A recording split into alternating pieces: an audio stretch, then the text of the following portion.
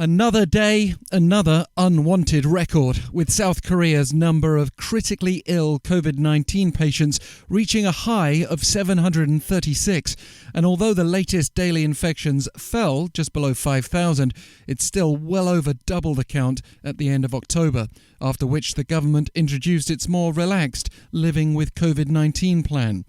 We also have to factor in the emergency of the Omicron variant, 6 cases of which have been confirmed in Korea and counting, while the number of Seoul's daily COVID-19 infections has remained above 2,000 for 3 straight days.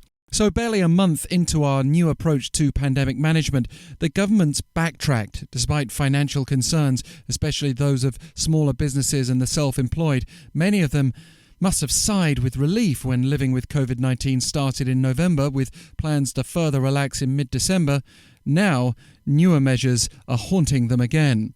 Prime Minister Kim-Boo-kyum announced no more than 6 people will be allowed to gather in the capital area and 8 for other regions, starting next week and lasting for 4 weeks. The social gathering cap had been 10 in the Seoul area and 12 elsewhere. The other move has been to expand the list of businesses requiring proof of vaccination or a negative test for entry.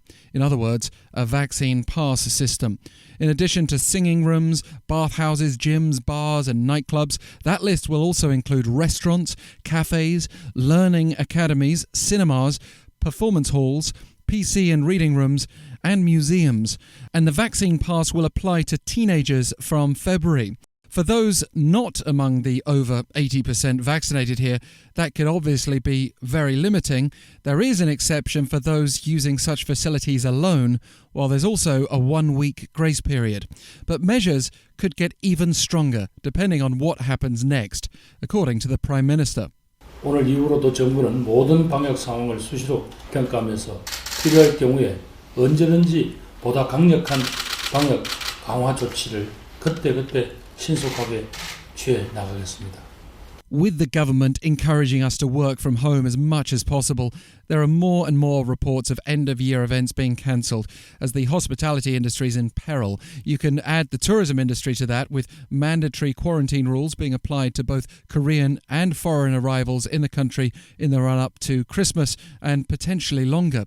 There is another fear too, whether we can rely on home treatment instead of hospital stays. The government's pushing this because of a hospital bed shortage, and people have been going online to try to buy devices to measure their oxygen levels, as well as what might be considered alternative treatments, from expensive supplements to a malaria drug that's being developed for COVID-19 but requires a prescription. With concerns about the possible negative impact of self-treatment, civic groups have been accusing the government of abandoning citizens. And the issue that overshadows us all is scepticism among experts over whether the authorities can actually curb the spread of COVID-19 with these measures, including the Omicron variant.